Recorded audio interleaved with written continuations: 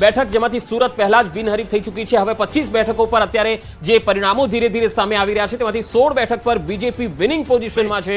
9 બેઠકોમાંથી માત્ર 2 બેઠકો એવી છે કે જેમાં બનાસકાંઠા અને પાટણમાં જ્યાં કોંગ્રેસના ઉમેદવાર છે તે આગળ ચાલી રહ્યા છે. બાકી વિધાનસભાની જે બેઠકો જ્યાં બાય ઇલેક્શન અત્યારે થયા અને તેનું જે પરિણામ આવ્યું છે એમાં પણ ભાજપના તમામ ઉમેદવાર જીતી ગયા છે. સવાલ અહીંયા એ છે કે જે પક્ષ પલટુઓ છે જેને પ્રજા જાકારો આપતી હોય છે એવું આપણે કહેતા હોઈએ છીએ, પરંતુ આ ગુજરાતની અંદર આ બાય ઇલેક્શન થઈ રહ્યા છે જે વિધાનસભામાં, એમાં અહીંયા ખોટું પડ્યું છે આ બાબત. કારણ કે પ્રજા જે છે એ અહીંયા ઉમેદવારને નહીં પાર્ટીને વોટ કરી રહી છે અથવા તો ફેસને વોટ કરી રહી છે. એટલે અર્જુન મોઢવાડિયા જે કટ્ટર કોંગ્રેસી કહેવાતા હતા અને બીજેપીમાં આવ્યા પછી તે જીતી જાય છે, એટલે અહીંયા પ્રજા જે છે એ વ્યક્તિને નહીં પરંતુ પાર્ટીને વોટ કરે છે. હવે એક મહત્વપૂર્ણ ખબર હેતવી આવી રહી છે. અમદાવાદ પશ્ચિમ બેઠકથી દિનેશ મકવાણાની જીત. ભાજપના દિનેશ મકવાણાને 2.84 લાખથી વધુ મત મળ્યા છે. દિનેશ મકવાણાને બિલકુલ 6.6 લાખથી પણ વધુ મત મળ્યા હોવાની જે અપડેટ સામે આવી રહી છે. કોંગ્રેસના ભરત મકવાણાને 3.21 લાખથી વધુ મત મળ્યા છે. જે આ વિગતો સામે આવી રહી છે. અમદાવાદ પશ્ચિમ બેઠકથી દિનેશ મકવાણાની જીત થઈ ગઈ છે. અહીંયા જે તમામ 26 બેઠકો પર હવે ચિત્ર સ્પષ્ટ થવાની તૈયારીમાં છે, ત્યારે અમદાવાદ પશ્ચિમ બેઠકથી પણ અપડેટ આવી રહી છે. દિનેશ મકવાણાની આ બેઠક ઉપર જીત થઈ છે. ભાજપના દિનેશ મકવાણાને 2.84 લાખથી વધુ મતથી તેઓએ હાંસલ કરી છે. દિનેશ મકવાણાને 6.6 લાખથી પણ વધુ મત મળ્યા છે. દિનેશ મકવાણા જે કોર્પોરેશનમાં પણ ડેપ્યુટી મેયર રહી ચૂકેલા છે અને સાથે સાથે બીજેપીએ આ વખતે કિરીટ સોલંકીની જગ્યાએ તેમને ટિકિટ આપી હતી. અને દિનેશ મકવાણા એ શહેરની અંદર અને સંગઠનમાં સારી કામગીરી કરી જાણે છે અને એટલા માટે જ તેમણે ટિકિટ આપી અને આ સીટ જે છે એ જીતાડવા માટે મેદાનમાં ઉતાર્યા હતા. પરંતુ દિનેશભાઈ તેના ઉપર ખરા ઉતર્યા છે. તેમની જીત પાકી થઈ ગઈ છે. હવે અમદાવાદ પૂર્વની પણ આપણે વાત કરીશું, કારણ કે ત્યાં હસમુખ પટેલ છે અને તેમની પણ જીત લગભગ નક્કી મનાઈ રહી છે. એક મહત્વપૂર્ણ ખબર અત્યારે આવી રહી છે, તેના ઉપર જરા નજર કરી લઈએ. બિલકુલ, તો જે રીતે આવી રહી છે ભાવનગરથી ખબર, નીમુબેનની જીત અહીંયા નક્કી સામે આવી રહી છે. ભાવનગરથી અપડેટ આવી રહી છે. નીમુબેનની ખાસ કરીને 3,10,470 મતોથી તેઓ વિજેતા થયા છે. ભાવનગરથી નીમુબેનની આ જીતને લઈને મોટા સમાચાર. ભાવનગરથી નીમુબેનની જીત લગભગ નક્કી મનાઈ રહી છે, કારણ કે જીતનું જે માર્જિન છે તે આવી રહ્યું છે 3,10,470 મતોથી તેઓ અત્યારે આગળ જોવા મળી રહ્યા છે. લગભગ 2 વાગી જશે ટૂંક જ સમયમાં અને જે મોટા ભાગનું કાઉન્ટિંગ છે તે પૂર્ણ થવાના આરે છે અને એમાં 3 લાખ કરતા પણ વધુ મતોથી અત્યારે નીમુબેન આગળ ચાલી રહ્યા છે. જો નીમુબેન છે તેમનું પૃષ્ઠભૂમિની વાત કરીએ, નીમુબેન પોતે ભાવનગરના મેયર પણ રહી ચૂક્યા છે અને મહિલા પાંખમાં તેમણે કામ કરી ચૂકેલા છે. ભાવનગરના કોર્પોરેશનના તમામ વિસ્તારોના પણ તેઓ જાણકાર છે અને એટલા માટે તેમણે ભાજપે ટિકિટ આપી હતી. તો સામે તમે જુઓ તો બીજેપી કોંગ્રેસ તરફથી કોઈ ઉમેદવાર નહોતો. આ સીટ આમ આદમી પાર્ટીને ફાળવવામાં આવેલી. ઉમેશ મકવાણા આ સીટ ઉપર હતા, પરંતુ તેઓ આ સીટ પરથી હારી ગયા છે. ભાવનગરથી નીમુબેન જીત્યા છે, આગળ દેખાઈ રહ્યા છે. હવે અમદાવાદ પૂર્વની વાત કરીએ. બિલકુલ, અમદાવાદ પૂર્વથી પણ બેઠકની આ માહિતી આવી રહી છે. 14મા રાઉન્ડે ભાજપ અત્યારે આગળ જોવા મળી રહ્યું છે. અમદાવાદ પૂર્વ બેઠકનું હાલ ચિત્ર સ્પષ્ટ થઈ રહ્યું છે. HS પટેલને 5.43 લાખથી તેઓ અત્યારે આગળ જોવા મળી રહ્યા છે. મોટા સમાચાર આવી રહ્યા છે અમદાવાદ પૂર્વ બેઠકથી કે જ્યાં ભાજપની આગેકૂચ, ભાજપ જીત તરફ અત્યારે જોવા મળી રહ્યું છે.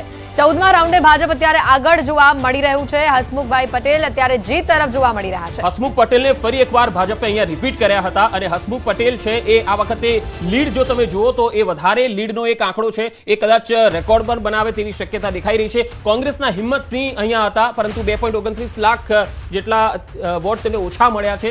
અમદાવાદ પૂર્વમાં ભાજપની આગેકૂચ જારી છે એવું કહી શકાય. હિંમતસિંહ પટેલ આમ તો કોંગ્રેસના દિગ્ગજ નેતા છે, અમદાવાદના તેઓ મેયર પણ રહી ચૂક્યા છે, પરંતુ કોંગ્રેસે તેમને મેદાનમાં ઉતાર્યા તે છેલ્લી ઘડીએ ટિકિટ આપી. મને લાગે છે કે કોંગ્રેસ અહીંયા સમયથી નિર્ણય લેવામાં કદાચ થોડી થાપ ખાઈ ગઈ અને આ સીટો એવી છે કે જ્યાં કોંગ્રેસે ઉમેદવાર બદલવા પડ્યા હતા. રોહન ગુપ્તા વાળો આખો કેસ આપણને ખ્યાલ છે.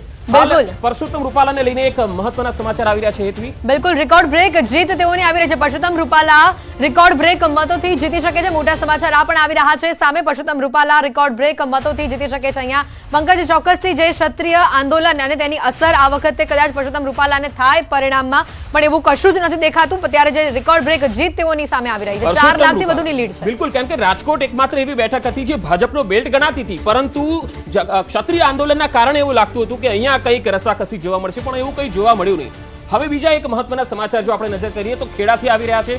ખેડામાં ભાજપની આગેકૂચ યથાવત છે. અહીંયા દેવુસિંહ ચૌહાણ લગાતાર આગળ ચાલી રહ્યા છે. દેવુસિંહ આમ તો કેન્દ્રીય મંત્રી પણ છે અને આ પણ એક VIP બેઠક કહેવાતી હતી અને એવું કહેવાતું હતું કે જ્યારે ક્ષત્રિય આંદોલન ચાલતું હતું ત્યારે ખેડા બેઠક જે છે કે જેમાં ક્ષત્રિય મતો પણ છે, એટલે આ બેઠક ઉપર પણ મતોનું માર્જિન છે એ ગણવામાં આવતું હતું સમીકરણોમાં, પણ એવું કંઈ દેખાઈ નથી રહ્યું, કારણ કે દેવુસિંહ 3.40 લાખ મતોથી આગળ ચાલી રહ્યા છે. મતલબ સાફ છે કે તેઓ જીત તરફ આગળ વધી રહ્યા છે. કાળુસિંહ ડાભી અહીંયા કોંગ્રેસના ઉમેદવાર હતા અને એક પાછળ ચાલી રહ્યા છે કોંગ્રેસના ઉમેદવાર કાળુસિંહ ડાભી. તેઓ ધારાસભ્ય પણ રહી ચૂક્યા છે, પરંતુ અહીંયા તેઓ જીતતા નથી દેખાઈ રહ્યા. હવે અમદાવાદ પૂર્વથી સમાચાર આવી રહ્યા છે કે હસમુખ પટેલ આગળ ચાલી રહ્યા છે 14 રાઉન્ડમાં. ભાજપ આગળ ચાલી રહ્યું છે. હસમુખ પટેલ વિનિંગ પોઝિશનમાં દેખાઈ રહ્યા છે.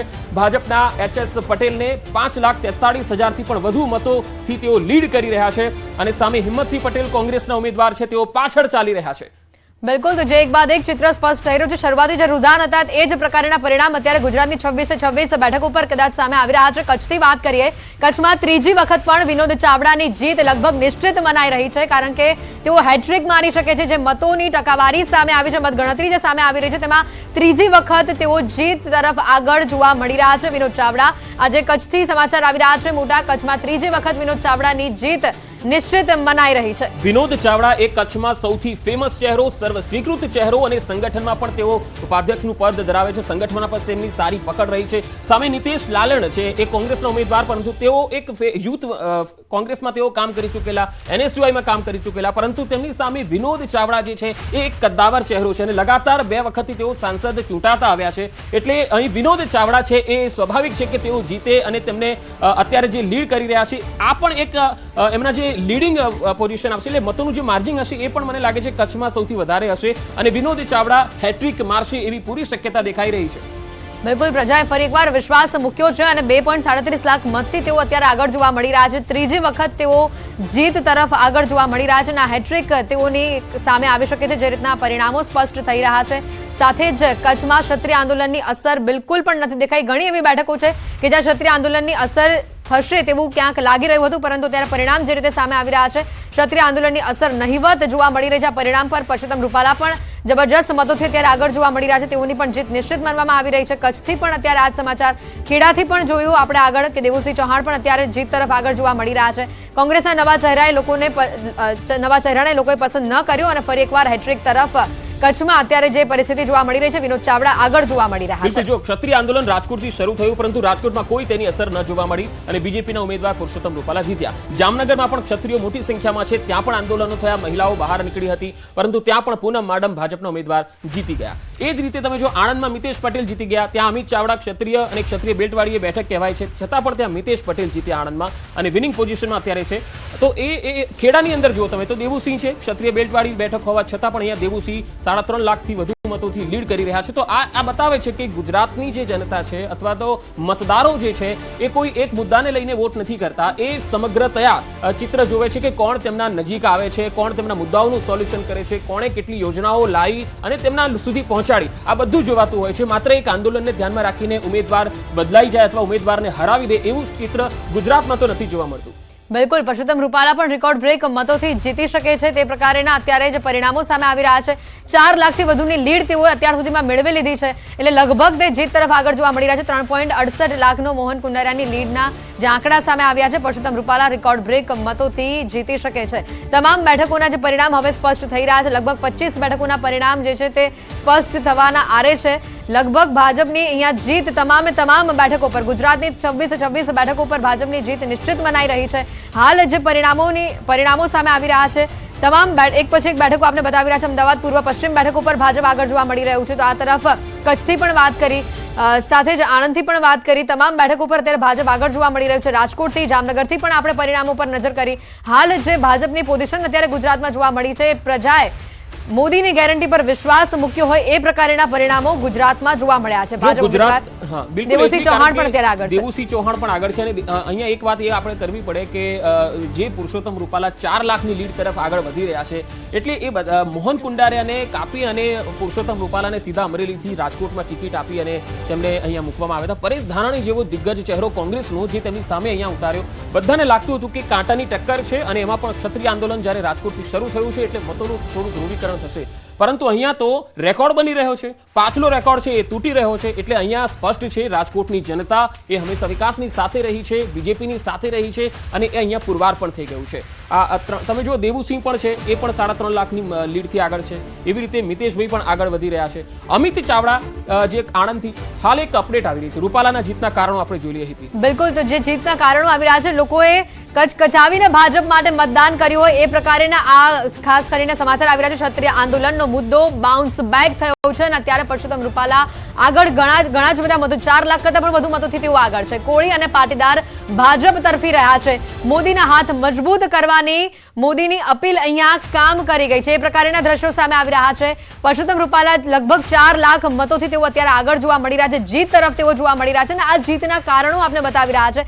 કચકચાવીને ભાજપ માટે મતદાન કર્યું હોય પ્રજાએ, તે પ્રકારનું ચિત્ર ક્યાંક અહીંયા સ્પષ્ટ થતું જોવા મળી રહ્યું છે. ક્ષત્રિય આંદોલનને અહીંયા બાઉન્સ બેક થયો હોય આ મુદ્દો, કારણ કે આ મુદ્દા સૌથી વધારે અસર કરશે આ મતદાન ઉપર. મતદાનની જ્યારે પંકજ ટકાવારી પણ સામે આવી હતી, જે ઓછું મતદાન થયું હતું એના કારણે પણ કદાચ એવું મનાતું હતું. એક્ઝિટ પોલમાં પણ એવા તારણો નીકળતા હતા કે કદાચ અહીંયા થોડો ઘણો ભાજપને નુકસાન થાય, પણ એ પ્રકારની પરિસ્થિતિ બિલકુલ પણ અહીંયા જોવા નથી મળી. જો રાજકોટ બેઠકમાં આમ તો પાટીદારોનું ગઢ કહેવાય છે અને કોળી અને પાટીદારોનું જ્યારે ગઢ હોય ત્યારે હાલ જે તસવીર આવી રહી છે દર્શકોને બતાવીએ. અહીંયા એક તરફ પરસોત્તમ રૂપાલા અને બીજી તરફ પરેશ ધાનાણીની તસવીર આપ જોઈ રહ્યા છો. જ્યારે વિનિંગ પોઝિશનમાં રૂપાલા આવી ગયા ત્યારે ધાનાણીએ તેમને હાથ મિલાવ્યો અને તેમને અભિનંદન આપ્યા.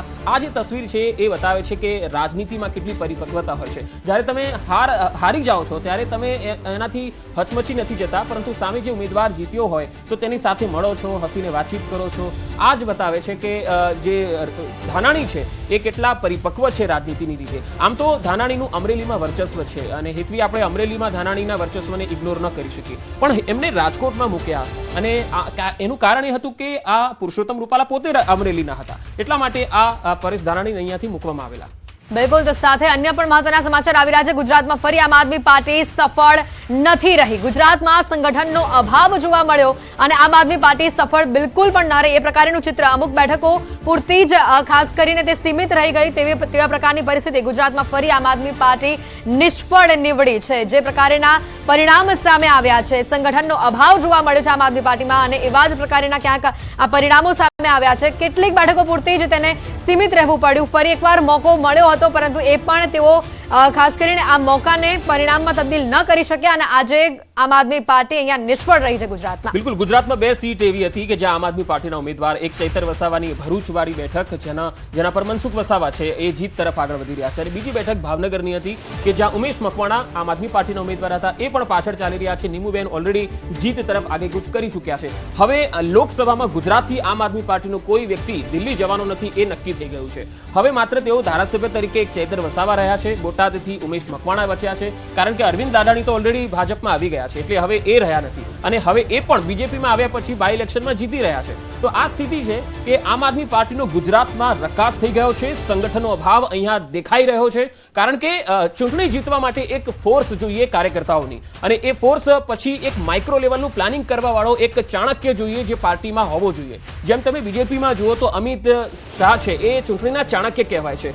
CR પાટીલ છે તો એ પેજ કમિટીના ચાણક્ય કહેવાય છે કે કેવી રીતે એક પેજના 30 મતદારો સુધી તેમનો જે કાર્યકર્તા છે એ પહોંચે અને મતદાન સુધી લઈ આવે. આ પ્રકારની સ્થિતિ જે આમ આદમી પાર્ટીમાં હજુ નથી થઈ, કારણ કે એમની પાસે હજુ કાર્યકર્તાઓ જ નથી અને ચૂંટણીમાં લડી શકે એવા સક્ષમ નેતાઓ પણ બહુ ઓછા છે. એટલા માટે એમને લોકસભામાં આ હાર ખમી પડી. હાલ એક અપડેટ આવી રહી છે મનસુખ વસાવાને લઈને. મનસુખ વસાવાની જે રીતે વિગતો આવી રહી છે, સતત 6 ટર્મની આ કામગીરી તેઓની બોલી રહી છે અને એ જ પ્રકારના ક્યાંક પરિણામો જે સામે આવી રહ્યા છે. ખાસ જે વિગતો આવી રહી છે, મનસુખ વસાવાની ફાયર બ્રાન્ડ શાપ અહીંયા કામ કરી ગઈ છે અને પરિણામ પણ એ જ પ્રકારના આવ્યા છે. સતત 6 ટર્મની તેઓની આ કામગીરી આજે બોલી છે અને પરિણામ જે રીતે તમે જુઓ છો ભાજપ તરફથી, ખાસ કરીને ભરૂચમાં વસાવા વર્સેસ વસાવાનો જંગ અને તેમાં જે જીત હાંસલ કરી છે, તેઓની જે કામગીરી છે, તેઓનું જે અત્યાર સુધીનો જે એક્સપિરિયન્સ રહ્યો છે, તેઓએ જે ખાસ કરીને સ્થાનિક લેવલ ઉપર રહીને જે કામ કર્યું છે તે કદાચ કામો બોલ્યા છે અને પ્રજા એ કામોને જોઈને આજે મત આપ્યા હોય તે પ્રકારની તેઓની જીત છે. જો મનસુખ વસાવાની આપણે વાત કરી લઈએ, મનસુખ વસાવા એક એવા નેતા છે કે જે જમીનના કોઈ પણ સ્તરના મુદ્દા હોય, મતદારોના મુદ્દા હોય તો સીધા અધિકારીઓ સુધી પહોંચાડતા હોય છે. એટલું જ નહીં, પીએમઓ સુધી પણ પહોંચાડતા હોય છે. એટલે આ નેતા એવા છે જે ફાયર બ્રાન્ડ તો છે જ, પરંતુ જનતાના મુદ્દા ઉઠાવવામાં કોઈની પણ શરમ રાખતા નથી અને એ મુદ્દો છે એ પ્રજામાં ક્યાંક સ્પર્શેલો છે. કારણ કે મુદ્દા ઉઠાવે પણ એનો પરિણામ પણ આવવું જોઈએ. પછી મુદ્દા ઉઠાવીને એનું પરિણામ ન આવે તો કોઈ મતલબ નથી. મનસુખ વસાવાની છાપ એ પ્રકારની છે કે જ્યારે જનતા કોઈ મુદ્દાને લઈને ત્રસ્ત હોય ત્યારે મનસુખ વસાવા અધિકારીની ઓફિસ સુધી પહોંચતા હોય છે. અને ચૈતર વસાવા જ્યારે પ્રચારમાં ગયા ત્યારે આપણે ઘર્ષણના દ્રશ્યો પણ જોયા હતા કે બંને પાર્ટીના જે કાર્યકર્તાઓ છે એ એકબીજા સામે આક્ષેપબાજી કરતા હતા. ઘર્ષણ પણ થયું હતું. આક્ષેપબાજી તો બહુ જ થઈ, પરંતુ ચૈતર વસાવા જે માત્ર ડેડિયાપાડા પૂરતા તેમનો પ્રભાવ છે, વર્ચસ્વ છે, આખા ભરૂચની જો આપણે